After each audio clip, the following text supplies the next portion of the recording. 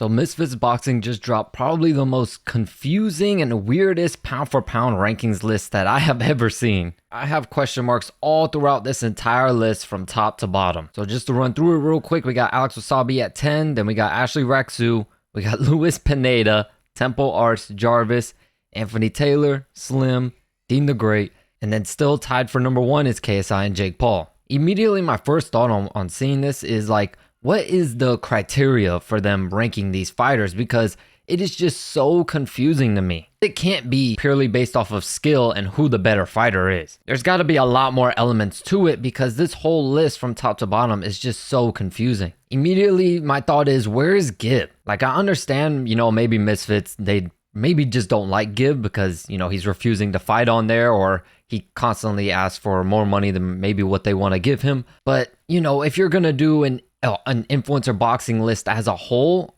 Gibbs should definitely be on there. And if you're not, then you should take Jake Paul off. If it's just a Misfits boxing pound for pound ranking, cool, nothing's wrong with that.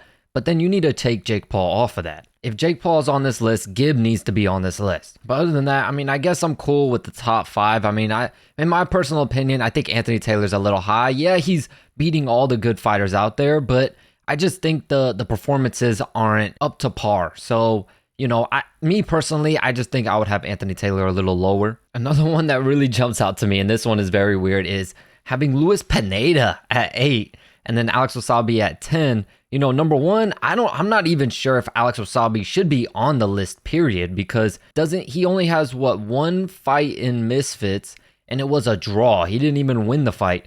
And then they also have Pineda ranked above Alex Wasabi, and if I remember correctly, didn't Wasabi drop Pineda like 1 or 2 times in that fight? So these rankings definitely aren't solely based on like skill or who they think the better fighter is. There's definitely more criteria that goes into how they're ranking these guys, because there's no way, shape, or form I would have Pineda over Alex Wasabi. And I think there's other guys that have fought on Misfits that, to be honest, would bump both of those guys off the list anyways. Having Ashley Raxu at 9 too is also questionable. Look, at the end of the day, if you're going to keep Ashley Raxu on this list, you should probably throw OJ Rose on the list because they fought to a draw. I think the main ones they're missing OJ Rose, they're missing Yeti Gang also. And hell, if you're going to have Anthony Taylor on the list, who has fought professionally, not just in, boxing, but also in MMA, you got to put Gabriel Silva on the list, because he fought professionally in kickboxing and now he's fighting under Misfits. So you got to have Gabriel Silva on there also. And I'm sure if I really think about it and I really look at it, I can come up with a few more names that are more deserving of this list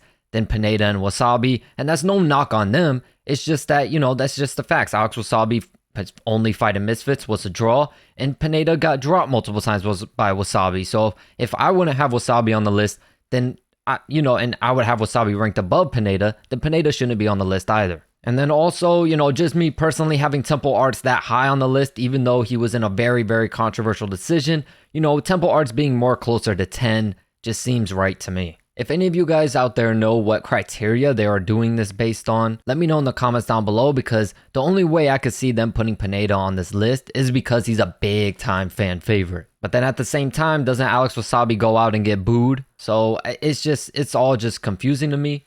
But let me know your thoughts in the comments down below. As always, I thank you all so much for your support, and I'll catch you in the next video.